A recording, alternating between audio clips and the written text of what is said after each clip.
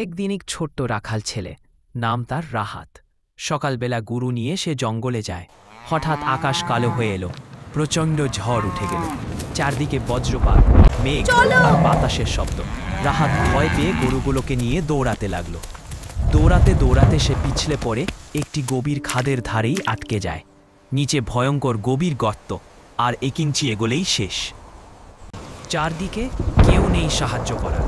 রাহাত চোখ বন্ধ করে শুধু বলল, আমি চেষ্টা করছি বাঁচার, বাকি তোমার ইচ্ছা। ঠিক তখনই আশ্চর্য ঘটনা, বাঁশ হাওয়ায় দুলে এসে তার হাতের কাছে এসে পড়ল। রাহাত সেটাকে ধরে উপরে উঠতে পারল, আর ঝড় থেমে গেল একটু পরেই।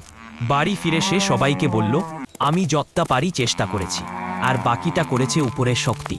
সত্যি রাখে হরিমারেকে।